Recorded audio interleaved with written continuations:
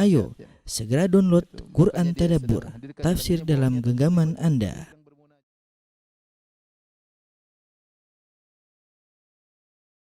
Bismillahirrahmanirrahim. Assalamualaikum warahmatullahi wabarakatuh.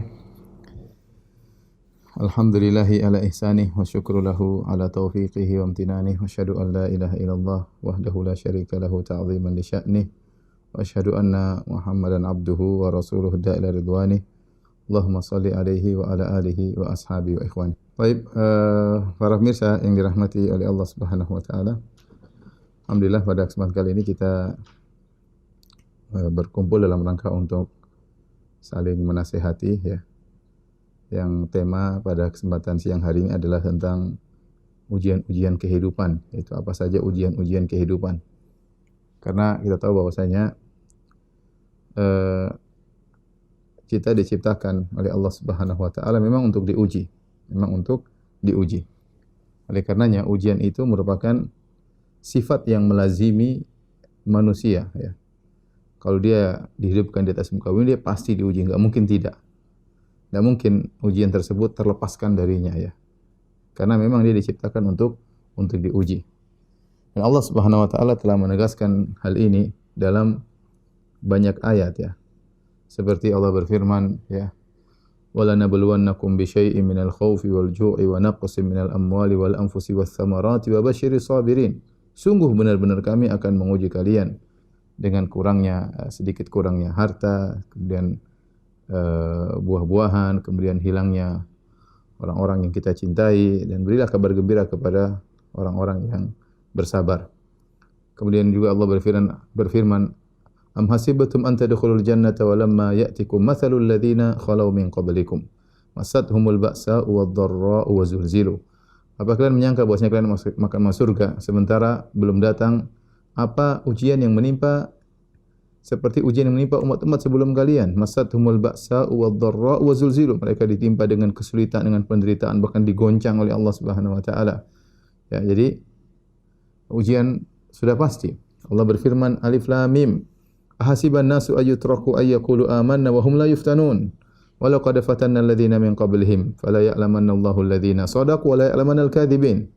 Alif Lam Mim. Apakah manusia menyangka akan dibiarkan untuk berkata kami telah beriman dan dia tidak diuji? Sungguh kami telah menguji orang-orang sebelum mereka agar Allah mengetahui mana yang imannya benar dan mana orang-orang yang dusta. Allah Subhanahu wa taala berfirman, Tabarakalladzi biyadihil mulku wa huwa ala kulli syai'in qadir. Alladzi khalaqal mauta wal hayata liyabluwakum. Maha suci Allah ya, yang di tangannya lah segala kerajaan di alam semesta ini. Alladzi khalaqal mauta wal hayat, yang menciptakan kehidupan dan kematian. Buat apa? Liyabluwakum ayyukum ahsanu amala. Untuk menguji kalian siapa di antara kalian amal yang terbaik. Allah berfirman, wa huwal ladzi khalaqas samawati wal arda wa ma bainahuma fi sittati ayyamin. Wa kana arsyuhu 'alal ma' liyabluwakum ayyukum ahsanu amala. Dialah Allah Subhanahu wa taala yang telah menciptakan langit dan bumi dalam waktu 6 hari dan arsy-Nya di atas air. Buat apa? Liyabluwakum ayyukum ahsanu amala. Untuk menguji kalian siapa di antara kalian amal yang terbaik. Jadi Allah ciptakan alam semesta ini untuk menguji, jadi bahan untuk menguji. Untuk menguji manusia. Oleh karenanya Allah tekankan dalam surat Al-Kahfi, kata Allah, Inna ja'alna ma'alal ardi zinatan laha linabluwakum ayyukum ahsanu amala. Kami menghiasi, menjadikan apa yang di atas muka bumi ini sebagai perhiasan untuk menguji kalian ya, mana di antara kalian amal yang terbaik. Jadi ujian itu suatu hal yang pasti, yang tidak bisa terpisah dari seorang manusia jika hidup di atas muka bumi ini ya. Saya sering sampaikan, kalau ingin hidup ya pasti diuji. Kalau tidak ingin hidup tanpa ujian ya mati aja, enggak mungkin. Orang pasti diuji ya. Manusia diuji, kemudian bergembira, kemudian diuji lagi. Demikianlah pernak-pernik kehidupan manusia. Oleh karenanya Allah Subhanahu wa taala berfirman, laqad khalaqnal insana fi kabad. Sungguh kami telah ciptakan manusia dalam kepayahan. Ya, manusia tidak luput dari ujian ya. Dia lahir dalam kondisi kepayahan, masih kecil, kemudian merangkak, kemudian setelah besar dia harus bekerja, kemudian ada ujian-ujian dalam pekerjaannya, kemudian dia harus menikah, ya, ada kesenangan dengan istrinya, dengan suaminya, dan dalam kehidupan rumah tangga pun banyak ujian, kemudian dia senang dengan lahir anaknya, kemudian dia dihadapi lagi ujian tatkala mengurus anak-anaknya, dan demikianlah ya, kemudian nanti sampai akhirnya dia meninggal dunia juga dengan ujian. Dan lihatlah kenyataan yang ada, ya, semua orang diuji ya. Kalau kita merenungkan tidak ada yang tidak diuji, semua diuji ya. Mau dari orang paling kaya di dunia maupun orang yang paling miskin. Mau dari orang yang paling tenar dengan orang yang tidak terkenal, tidak ada yang mengenalnya. Oh, semuanya, mau laki perempuan ya, tua muda, semuanya diuji ya. Semuanya diuji ya. Kita bicara misalnya, kita bicara orang yang mungkin paling tinggi derajatnya, raja. Apakah raja tidak diuji? Ya, kita bicara saja misalnya suatu kerajaan, rajanya memegang keputusan, tiba-tiba jadi peperangan, ada penyerangan, ada bom yang dilemparkan ke negaranya, dia diuji, dia pusing memikirkan hal tersebut. Melihat mungkin rakyatnya susah dan yang lain diuji. Presiden juga sama diuji. Ya, diuji dengan kondisi yang tidak stabil di negaranya, diuji dengan kondisi ekonomi yang kurang baik, diuji dengan caci dan makian rakyatnya ya. Siapapun diuji ya. Enggak ada yang tidak diuji ya. Sebagian wanita ya sedih, kenapa? Karena sudah mulai masuk usia 30 tahun lebih belum ada yang melamarnya. Dia senantiasa berdoa, ya Allah datangkanlah aku lelaki yang melamarku dan menikahiku. Berkeinginan untuk bisa hidup sebagaimana wanita yang lain, memiliki suami dan rumah tangga yang dia khayalkan. Namun tidak kunjung datang kepadanya. Dia pun diuji dengan kesendiriannya. Sebaliknya ada seorang wanita tiap hari berdoa menangis suaminya yang kurang ajar ya. Selalu menyakiti hatinya, selalu merendahkan dirinya. Dia berangan-angan seandainya saya tidak punya suami, seandainya saya tidak punya kehidupan rumah tangga. Ya, seperti itu ya. Orang sebagian diuji menangis karena wanita mandul, tidak punya anak ya. Berdoa selalu, ya Allah berikanlah aku anak, sementara Allah tidak berikan dia anak. Hidup dia tanpa anak, sementara dia begitu sedih melihat ibu-ibu yang lain membawa anak-anak mereka yang lucu-lucu. Di lain sisi ada wanita yang kemudian menangis. Kenapa anak-anaknya nakal, tidak diperhatikan, dicuekin sama anak-anaknya, apalagi di masa tua. Ya, anak-anaknya kemudian sibuk dengan keluarganya, sang orang tua, ayah atau ibunya bersendiri di rumah, tidak ada yang nengok, tidak ada yang perhatian, tidak ditelepon. Itu penderitaan tersendiri. Dan saya pernah ketemu model orang seperti ini. Menderita, anak-anaknya cuek dengan dia ya. Jadi hidup ini dengan penderitaan. Si miskin ya menderita, mungkin dia diuji dengan kemiskinan, berusaha mencari pekerjaan, daftar sana, ngelamar sini ditolak ya. Si kaya yang punya perusahaan juga terkadang diuji dengan misalnya musim pandemi seperti ini, kemudian harga barang menjadi jatuh, kemudian tidak ada produksi dan yang lainnya, memikirkan anak buah yang begitu banyak, harus mecat sini, harus PHK-kan ini. Itu adalah penderitaan tersendiri ya. Sekarang banyak orang juga menjemplungkan dirinya dalam medsos, kemudian dia mencari penderitaan di situ ya, dengan berdebat-debat, kemudian dicimaki oleh netizen dan yang lainnya. Jadi saya katakan bahwasanya kehidupan ini tidak ada yang luput dari ujian, siapapun dia orangnya ya. Dan itu adalah tabiat dari kehidupan. Itu suatu hal yang la infikak, dalam bahasa Arab artinya tidak bisa terpisahkan dari pernak-pernik kehidupan. Siapa yang ingin hidup, maka dia harus diuji. Kalau tidak ingin diuji ya mati aja. Gampangannya demikian ya. Siapa yang tidak pernah merasakan sakit ya? Siapa yang tidak pernah merasakan sakit? Apakah si miskin saja yang sakit? Orang kaya juga sakit. Orang kaya juga sakit. Memang cuma orang si miskin yang sakit perut kemudian buang-buang air. Orang kaya juga demikian ya, sakit perut juga ya. Kemudian juga mengalami penyakit-penyakit yang seperti itu. Ada kemarin kawan cerita dia punya kenalan, punya harta yang banyak, punya rumah di luar negeri, punya kapal. Kemarin kena corona nggak bisa apa-apa, kapalnya tidak bermanfaat, rumah-rumahnya tidak bermanfaat, apartemennya tidak bermanfaat, meninggal, nggak ada yang bisa nolong, meninggal dunia. Ya, jadi inilah kehidupan.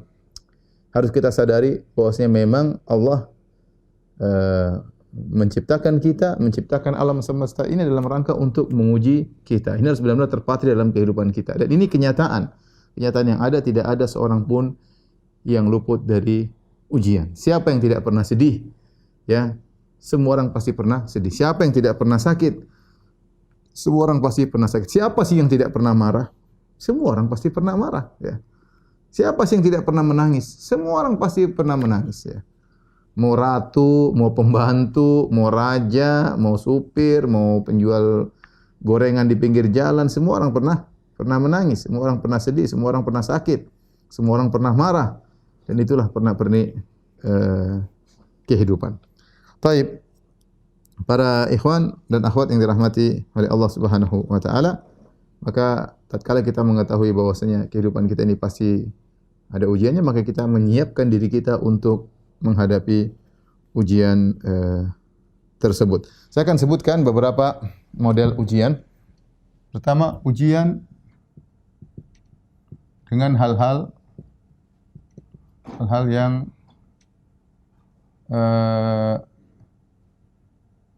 yang di luar keinginan hamba. Di luar keinginan hamba. Yaitu bukan keinginan hamba ya. Ini seperti apa? Ini banyak ya, seperti musibah. Ya, musibah berkaitan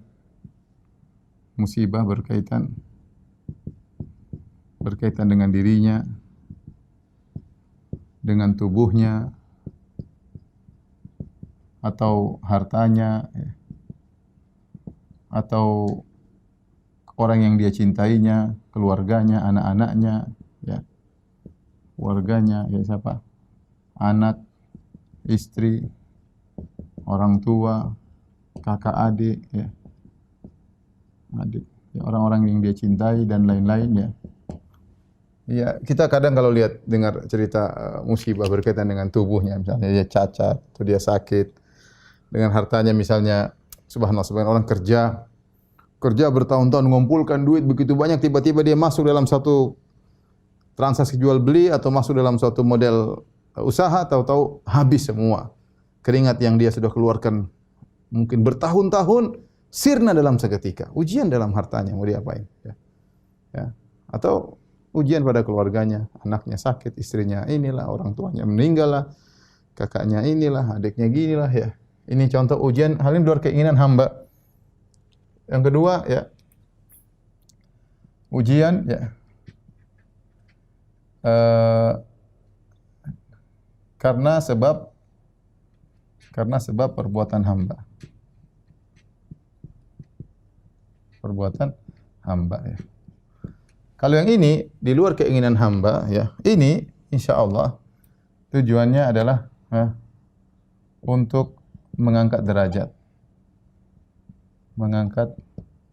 sang hamba. Tapi ada jenis ujian karena sebab perbuatan hamba itu sendiri. Maka ini bisa kita bagi menjadi dua. Ya. Yang pertama, karena ketaatan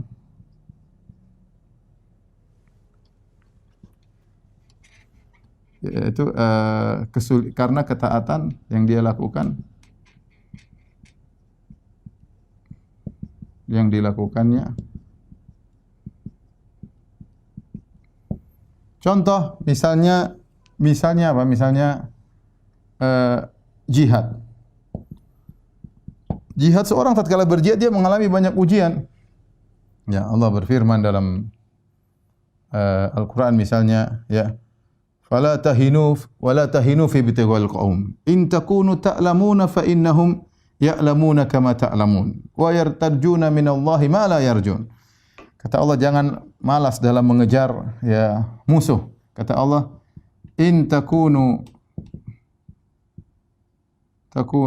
ta'lamuna fa innahum ya'lamuna kama ta'lamun.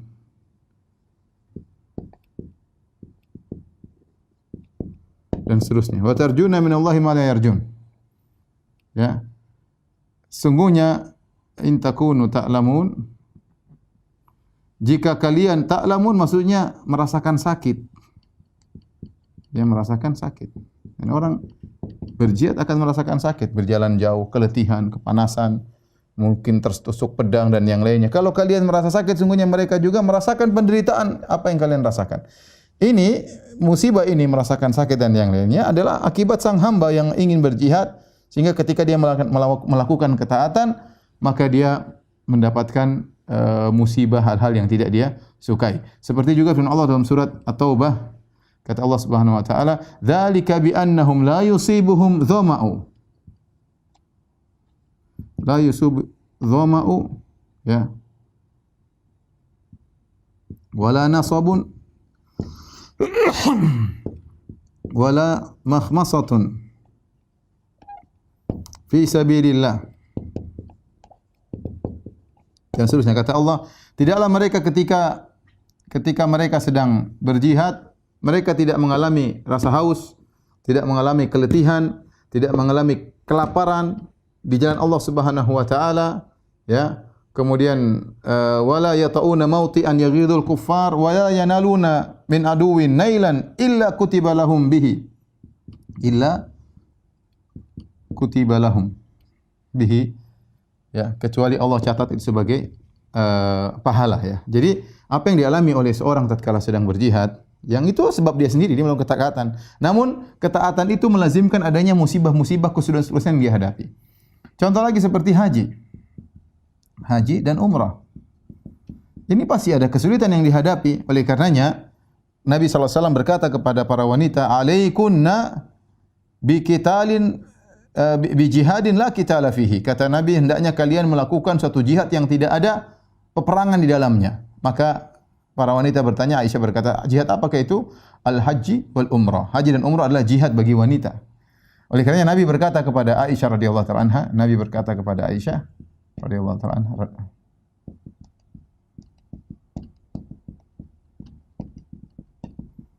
ya, ajruki ala qadri nasabik. Ya, kata Nabi sallallahu alaihi wasallam, pahalamu sesuai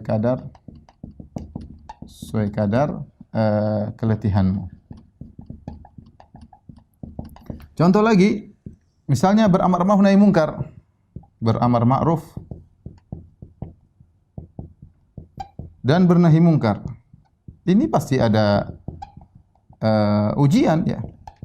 Makanya ketika Allah berfirman, orang bernahi mungkar apa? Mencegah kemungkaran. Orang lagi bersenang-senang dibilang haram, orang lagi enjoy-enjoy dibilang apa? Haram, enggak boleh.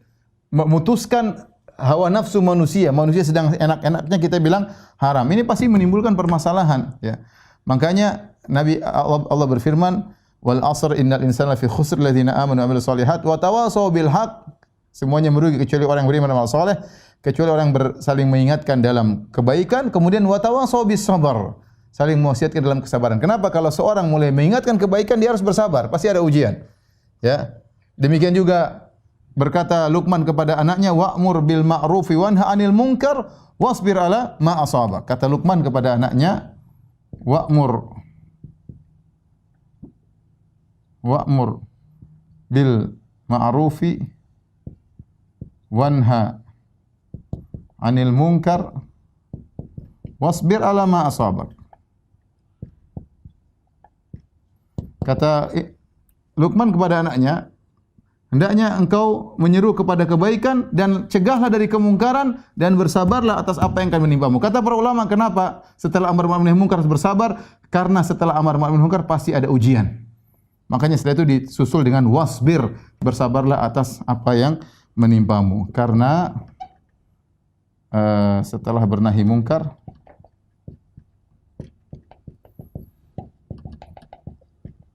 pasti menghadapi ujian.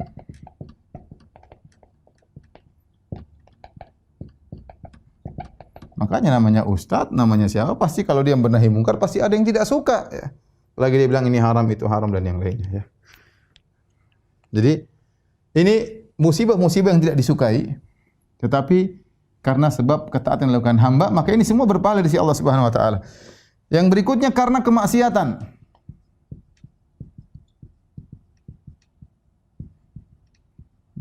Maka Allah juga kasih musibah-musibah karena maksiat. Seperti firman Allah Subhanahu wa taala, "Ma asabakum min musibatin fa bima kasabat aydikum." Ma asabakum min musibatin fa bima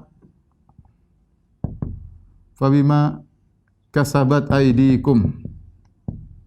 Kata Allah Subhanahu wa taala, Tidak ada musibah yang menimpa kalian kecuali akibat ulah perbuatan kalian. Semua musibah pasti akibat perbuatan kalian. Kata Allah Subhanahu wa taala, "Wa ma asabaka min sayyi'atin famin nafsik."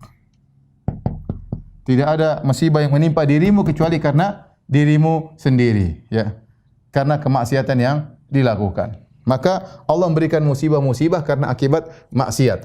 Ini musibah, ya. Jika dihadapi dengan sabar,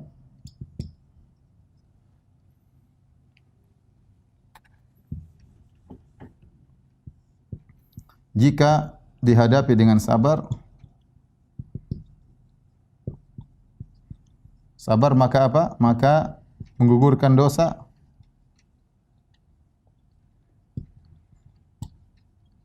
mengangkat derajat.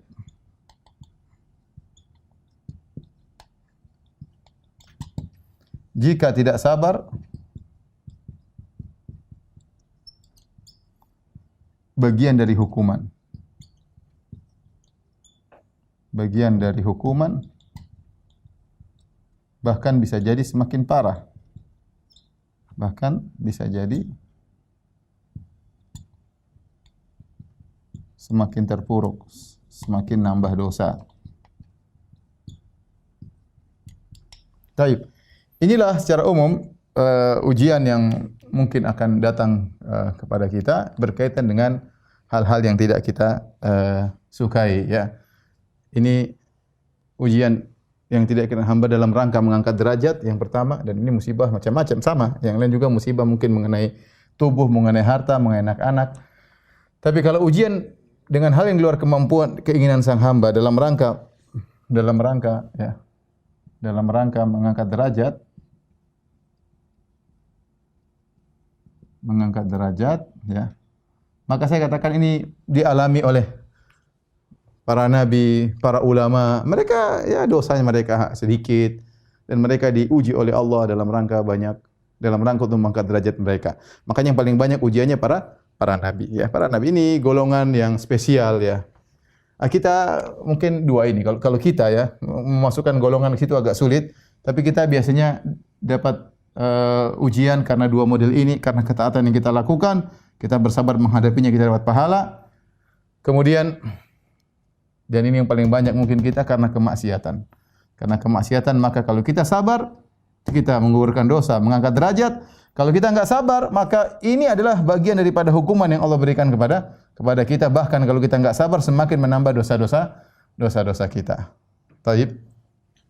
Ini pertama. Sekarang habis ini saya akan bahas tentang bagaimana sikap seorang dalam menghadapi ujian. Taib. Sekarang bagaimana sikap manusia menghadapi ujian? Ya. Sikap manusia dalam menghadapi ujian. Maka secara umum ada beberapa tingkatan, ya. Yang pertama, al-jazi'. Al-jazi' itu apa namanya? Mengeluh, ya. Tidak menerima.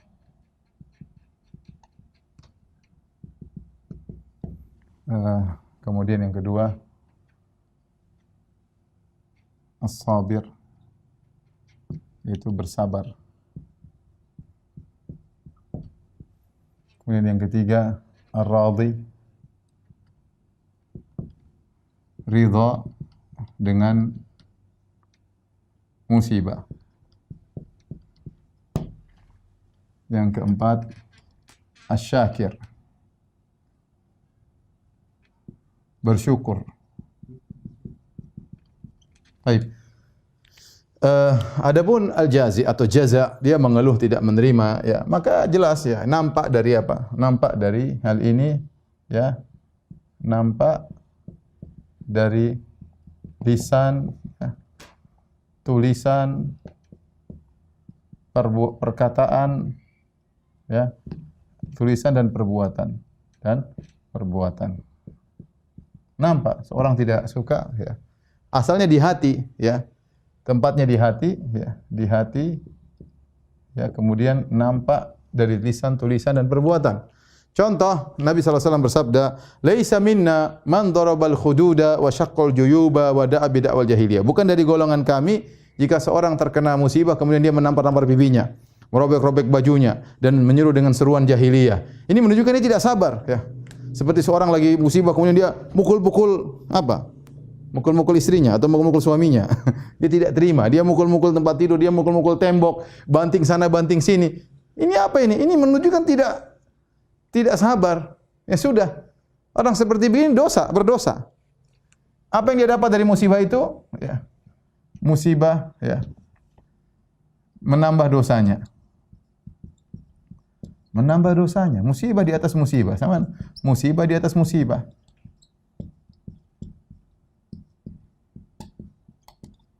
Musibah di atas musibah, ya. Seperti ini, ya. Karena terkadang nampak dari perkataannya, ya.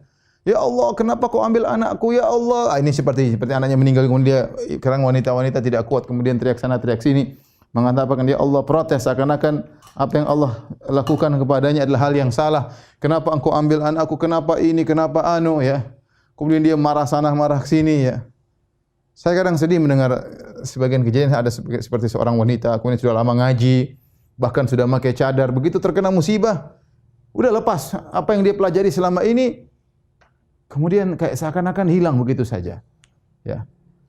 Subhanallah, ya ukhti, anti sudah ngaji, anti sudah pakai jilbab, anti sudah cadar, kemudian dikasih musibah, kemudian protes kepada Allah Subhanahu wa taala. Ya terkadang protes tersebut dia dalam bentuk tulisan, dalam bentuk perbuatan tadi, banting sana banting sini.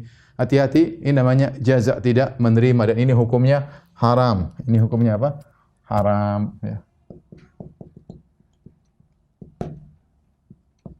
Kemudian yang kedua, sabar.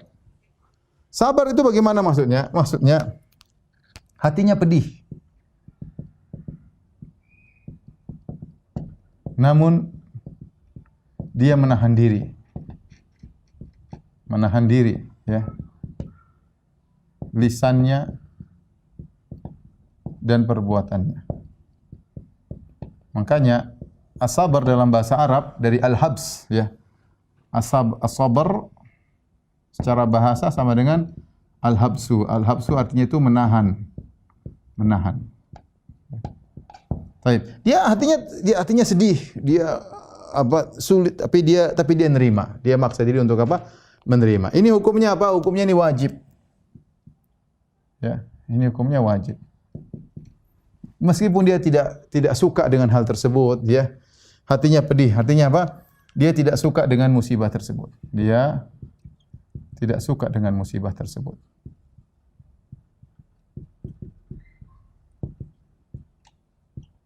Tapi dia sabar. Maka orang yang melakukan hal ini dia dapat pahala, ya. Dapat pahala, ya. Pahala, kemudian apa? Diampuni dosa-dosanya. Mungkin diangkat derajatnya, ya. Ini sabar. Yang ketiga yang lebih tinggi daripada sabar, dia ridha dengan musibah. Ridha dengan musibah itu apa? Hatinya tidak pelih, hatinya, ya, tidak menyesal, ya. Tidak marah, ya. Hatinya nerima. Hatinya menerima. Menerima itu semua. Kenapa? Karena dia ridha.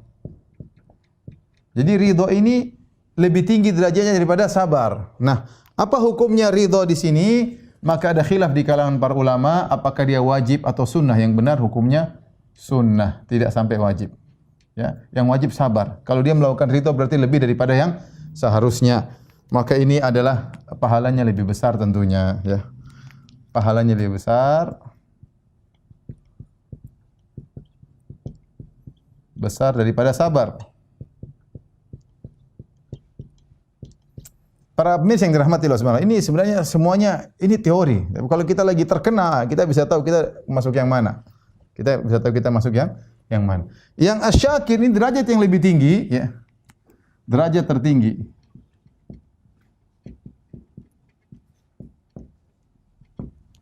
Yaitu apa? Dia senang dengan musibah tersebut. Dia senang dengan musibah tersebut.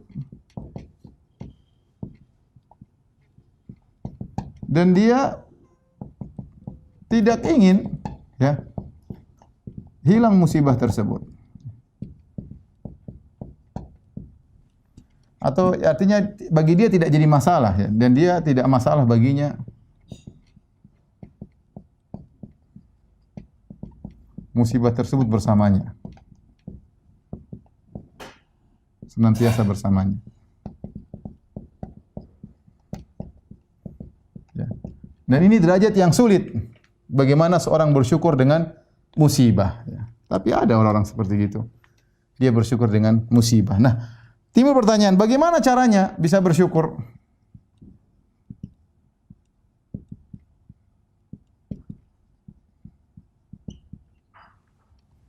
Maka ada hal-hal di sana yang mungkin harus kita perhatikan agar kita bisa bersyukur dengan musibah-musibah yang kita alami. Perhatikan di sini ya. Ada 3 hal. Yang pertama, melihat kepada yang lebih susah. Kemudian merenungkan, yang kedua merenungkan ganjaran musibah. Yang ketiga, merenungkan hikmah musibah. Hikmah musibah. Baik, kita melihat kepada yang lebih susah sebagaimana sabda Nabi sallallahu alaihi wasallam, la tanzuru ila man fawqakum walakin inzur ila man asfala minkum. Jangan lihat ke atas, tapi lihat kepada yang lebih bawah.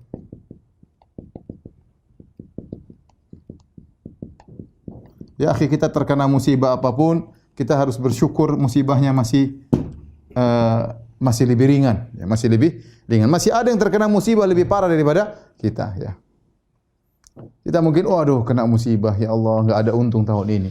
Kita enggak ada untung, ada yang lain rugi. Yang rugi juga kena musibah. Dia tapi alhamdulillah bisa bersyukur. Ada orang yang bukan cuma rugi, bahkan hilang semua hartanya. Ya. Ada orang terkena musibah mungkin kakinya, dia harus berjalan pakai tongkat. Masih ada yang terkena parah musibah, dia enggak punya kaki. Ya. Yang punya kaki dorong kursi roda, masih ada yang lebih parah, yaitu tergeletak di atas tempat tidur enggak bisa apa-apa. Ada yang seperti itu. Jadi ketika dia merenungkan ini semua, maka dia akan bersyukur kepada Allah Subhanahu wa taala. Kemudian merenungkan ganjaran musibah. Ganjaran musibah sangat banyak, ya. Di antaranya apa? Mengurangi dosa.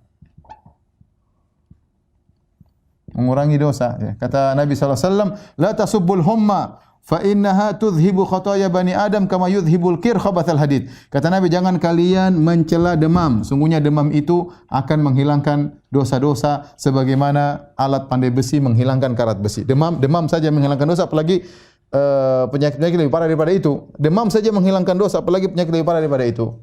Ya, contoh lagi Nabi SAW ketika menyinggung orang sakit, kata Nabi, "Tahur la ba'sa tahur insyaallah." Apa artinya sih?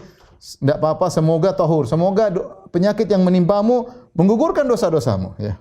Menggugurkan dosa-dosamu. Nabi SAW juga bersabda, "La yusibul muslim min nasabin wala wasabin wala hazanin wala hammin, ya, wala syauka yushakuha wala adhan, ya, illa kafarallahu biha khatayahu." Kata Nabi SAW, tidaklah seorang muslim ditimpa dengan keletihan, letih, capek, kerja apa segala. Kalau dia syukuri, dia bersabar, mengurangi dosa-dosa. Wala wasabin, penyakit, tidak ditimpa dengan penyakit apapun. Penyakit apapun, Rasulullah umumkan. Penyakit apapun menghilangkan. Kalau demam saja menghilangkan dosa-dosa, apalagi penyakit lebih daripada itu. Pusing, mau pening kepala, sakit kaki, mau penyakit apapun, mengurangi dosa-dosa. Kemudian apa? Wala hazanin, tentang kesedihan masa lalu yang selalu membuat dia ingat kembali, membuat dia ingat apa? Kembali, ya. Ini kesedihan masa lalu. Kemudian wala hammin itu kekhawatiran masa depan. Ya, kekhawatiran masa depan, nanti bagaimana, bulan depan bagaimana, bulan depan ini juga kalau dia sabar maka akan menghilangkan dosa-dosanya. Wala ghammin kegelisahan. Dia gelisah, hati enggak tenang. Ada apa ini? Hati enggak tenang. Itu mengurangi dosa-dosanya. Bahkan sebenarnya Allah mengatakan Terkadang di antara kebaikan Allah, Allah memberikan hukuman kepada atau mengurangi dosa-dosa orang dengan sekedar itu, sedengar gelisah. Alhamdulillah anaknya tidak diambil oleh Allah. Alhamdulillah hartanya tidak dihilangkan oleh Allah. Cuma apa? Gelisah, sedih, itu mengurangi dosa-dosa, ya. Kemudian wala adzan, tidak ada gangguan yang menimpanya dari orang lain. Ada yang mencaci maki dia, ada yang merendahkan dia, ada yang mengambil hartanya, ada yang menzalimi dia, ya. Sampai duri yang melukainya, maka itu semua adalah penggugur dosa-dosanya. Ini mengurangi dosa. Kemudian apa? Mengangkat derajat. Mengangkat apa? Derajat. Mengangkat derajat, ya. Dalam satu hadis Rasulullah SAW mengatakan, sungguhnya seorang hamba Allah inginkan dia punya derajat lebih tinggi, tetapi Allah lihat amal dia, ternyata amal dia tidak cukup untuk mendongkraknya naik ke atas derajat yang tinggi. Maka Allah kasih dia ujian. Supaya pahala ujian tersebut sangat besar, kata Allah, innama yuwaffas sabiruna ajrahum bighairi hisab, sungguhnya orang yang diuji mendapat ganjaran tanpa batas, maka dengan pahala yang besar tersebut dia bisa didongkrak naik surga yang tinggi, ya. Ini di antara membuat seorang kemudian bersyukur kepada Allah Subhanahu wa taala, ya. Ini mengangkat derajat, mengurangi dosa, ya. Dan ini sudah hal yang kemudian menjadikan seorang bisa bersyukur kepada Allah Subhanahu wa taala. Kemudian apa? Dihilangkan, ya. Terkadang dihindarkan dari musibah yang lebih besar. Saya punya teman pernah naik pesawat, kemudian dia bilang, aduh saya ketinggalan pesawat. Maka dia berusaha mengejar pesawat, saya lupa di mana, ya. Tapi intinya dia berusaha mengejar pesawat, tidak dapat. Tahu-tahu baru saja, yang baru-baru waktu kapan itu, kemudian pesawat terbang, tahu-tahu meledak di atas. Dia termasuk yang terlambat naik pesawat tersebut. Ya, musibah tidak jadi penerbangan. Ternyata Allah menghindarkan dia dari musibah yang lebih besar. Dan kita tidak tahu, ya. Yang dia tidak tahu. Mungkin kita lagi punya motor, tahu-tahu motor kita dicuri orang. Musibah, kita enggak suka. Tetapi ternyata itu cara Allah untuk menghilangkan kita dari musibah yang lebih besar. Bisa jadi kita naik motor kecelakaan, akhirnya kita meninggal, kasihan anak-anak dan istri, maka Allah menjauhkan kita dari musibah yang lebih besar. Oleh karenanya kalau kita merenungkan hal ini, maka hendaknya kita bersyukur kepada Allah Subhanahu wa taala, ya. Kenapa kita mengurangi dosa? Karena kita sering istighfar, tapi terkadang istighfar kita enggak mempan, kurang fokus istighfar. Ada dosa-dosa yang kita anggap biasa, dosa-dosa saking biasanya kita tidak istighfarkan dari dosa-dosa tersebut, ya. Kita cuek aja, ya. Sehingga Allah cara menghilangkan dosa, Allah sayang sama kita, Allah kasih musibah. Sampai begitu besarnya pahala di akhirat, di antaranya besar pahala di akhirat. Ya, Allah berfirman, "Innama yuwaffas sabiruna ajrahum bighairi hisab." Innama yuwaffa sabiruna ajrahum bighairi hisab. Sungguhnya orang yang sabar diberi ganjaran tanpa batas. Kemudian dalam hadis Rasulullah SAW mengatakan, "Inna ahlal afiyah yaumal qiyam yawaddu ahlul afiyah yaumal qiyamah hina yu'ta ahlul bala' ats-tsawab law anna juludahum qurridat fid dunya bimaqarid." Kata Nabi SAW, sungguhnya orang-orang yang tidak tidak terkena musibah besar pada hari kiamat kelak, mereka berangan-angan ketika mereka melihat orang-orang terkena musibah dapat pahala yang besar pada hari kiamat.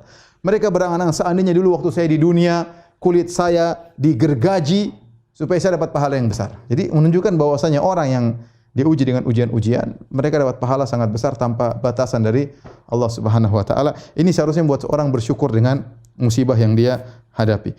Kemudian di antara kita bisa bersyukur merenungkan hikmah di antara musibah. Dengan musibah, ya.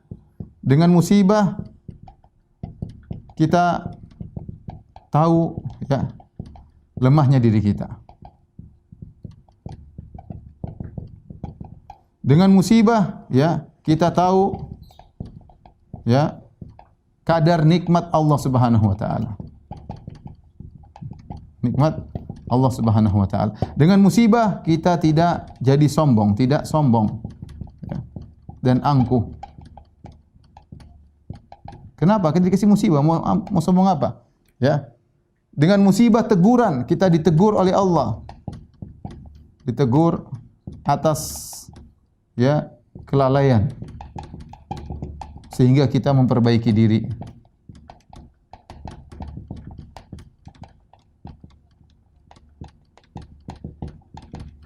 Dengan musibah kita tidak jadi ujub. Kadang-kadang ujub kalau enggak ditegur. Kalau ditegur kita tahu ternyata kita punya kesalahan, punya kekurangan. Dan yang terakhir di antara masih banyak, tapi di antara yang terakhir apa? Tidak tentram dengan dunia. Kita tahu dunia ini tidak semuanya manis. Ya, kata Al-Imam Syafi'i, mihanu zamani katsiratun la tanqadi. Ya. Sungguhnya ujian kehidupan itu datang tidak berhenti-berhenti. Wa sururuhu ya'tika kal a'yadi, dan kesenangan datang sesekali. Tatkala kita diuji dengan musibah, mungkin ini meninggal, mungkin ini hilang, kita tahu bahwasanya dunia itu isinya adalah kesedihan dan kekhawatiran, maka kita berharap dengan akhirat, dengan surga yang situ tidak ada kesedihan dan tidak ada ketentraman, ya. Kesedihan, tidak ada kekhawatiran. Semuanya kesenangan, semuanya adalah kegembiraan. Ini kalau kita renungkan, para pemirsa yang dirahmati Allah Subhanahu wa taala, mudah-mudahan kita bisa beranjak dari sabar menjadi ridha, menjadi bersyukur kepada Allah. Ini pahalanya besar di sisi Allah Subhanahu wa taala. Inilah para pemirsa yang dirahmati Allah Subhanahu wa taala, ya. Sedikit apa yang bisa saya sampaikan kepada ikhwan semua, nasihat bagi diri saya pribadi dan juga bagi teman-teman sekalian, ya. Yang perlu saya ingatkan bahwasanya